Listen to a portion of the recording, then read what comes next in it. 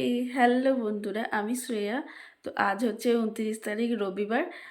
আমি আজকে খুব সকাল সকাল উঠে পড়েছি, কারণ আমরা বাড়ির সকলে মিলে যাব একটা পিকনিকে। তো চলো আজকে সকাল থেকে কী করি সেটা আজকে তোমাদের সাথে শেয়ার করছি। তো চলো প্রথমে আগে বিছানাটা বাগিয়ে ফেলি। তো এই দেখো, বিছানাটা একেবারে পরিষ্কার হয়ে গিয়েছে। যেহেতু হাতে সময় খুব কম, তাড়াতাড়ি বেরিয়ে পড়তে হবে, তাই বাড়ির সকলে মিলে পিকনিকের জিনিসগুলোকে তাড়াতাড়ি করে গাড়িতে তুলে ফেললাম। আর পিকনিক মানেই তো একরাশ আনন্দ। আর সকাল থেকে যেহেতু একেবারেই চা খাওয়া হয়নি, তাই ফ্রেশ ট্রেশ করে খেয়ে নিয়েছিলাম এক কাপ চা।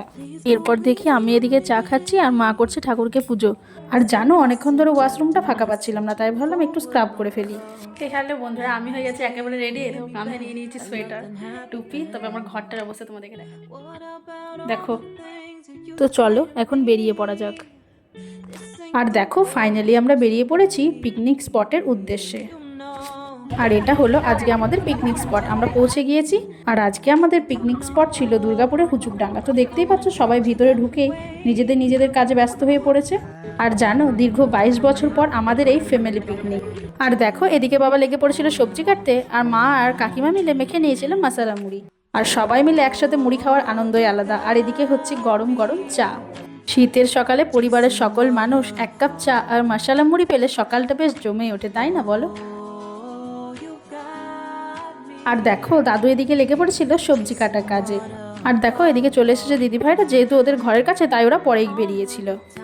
এদিকে চাটনি হচ্ছে, আর এখানে এসে আমাদের এই পোষ্যটার সাথে দেখা হয়ে গিয়েছে। তো চলো এখন একটু জায়গাটাকে এক্সপ্লোর করা যাক সকলে মিলে।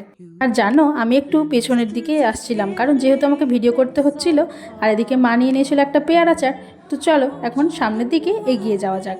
একটু লেট করে বেরোনোয় বাকি সব মেম্বাররাই লঞ্চে চেপে পড়েছিল, তাই আমরা ভাবলাম তো চলো সবাই যখন চেপেই পড়েছে, আমরা লঞ্চে না চেপে বোটেই চেপে। জানো, সত্যি কথা বলতে বোটে চাপলে নদীর যে সৌন্দর্যটা উপভোগ করা যায়, তা বোধ হয় লঞ্চে চাপলে কখনোই পাওয়া যায় না। দেখো, স্পটের একদিকে হচ্ছিল মেলা, তো এবার তোমাদেরকে পুরো স্পটটা একটু ঘুরিয়ে দেখালাম। জানো, পিকনিক স্পটটা কিন্তু ভীষণ পরিষ্কার, তোমরা যে কেউ যেতে পারো। তো চলো এবার যাওয়া যাক খাবারের দিকে। ভাত অলরেডি হয়ে গিয়েছে, আর এদিকে দাদু চাপিয়ে ফেলেছে মাংস। আচ্ছা, দাদু বলতে ইনি হলেন কাকিমার বাবা। দাদুর হাতের রান্না এক কথায় অসাধারণ। এদিকে বাবা করে নিয়েছিল আরেকবার চা। এখানে হচ্ছিল খাসির মাংসের জন্য মশলা কষা, গন্ধটা জাস্ট অসাধারণ। আর দেখো, দেওয়া হচ্ছে একে একে মাংসর টুকরোগুলো। জানো, আরও অনেক কিছু মেনুতে ছিল, তবে সব ভিডিও করা পসিবল হয়ে ওঠেনি। তো চলো এরপর সকলে মিলে খেতে বসে পড়েছিলাম।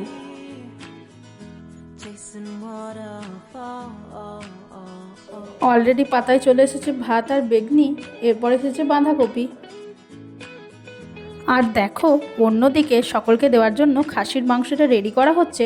আর জানো, এখানে এসে পড়েছে খাসির মাংস। খাসির মাংসের টেস্টটা কিন্তু এক কথায় অসাধারণ ছিল। দাদুর হাতের রান্না একেবারে জাস্ট ওয়াও। আর তাছাড়া ছিল চাটনি, পাঁপড়, মিষ্টি। আর পিকনিকে আসার পরে আমি কোনো কাজই করিনি, শুধুমাত্র ভিডিও ছাড়া। তাই ভাবলাম একটু জলটা দিয়ে দিই। আর এরপরে আমাদের খাওয়া দাওয়া একেবারে ডান। আর এদের কাণ্ড দেখো, খাওয়া দাওয়ার পরেই একেবারে শুয়ে পড়েছে। আর এদিকে দিদিভাইদেরও লেট হয়ে যাচ্ছিল, তাই ওরা বেরিয়ে পড়েছিল নিজেদের বাড়ির উদ্দেশ্যে। তো চলো এরপর আমরাও প্যাক করে নিয়েছিলাম বাড়ি ফেরার উদ্দেশ্যে। দীর্ঘ 22 বছর পর 2024-এর এটাই ছিল আমাদের পিকনিক। সকলকে 2025-এর শুভেচ্ছা জানিয়ে আজকের ব্লগটা শেষ করলাম।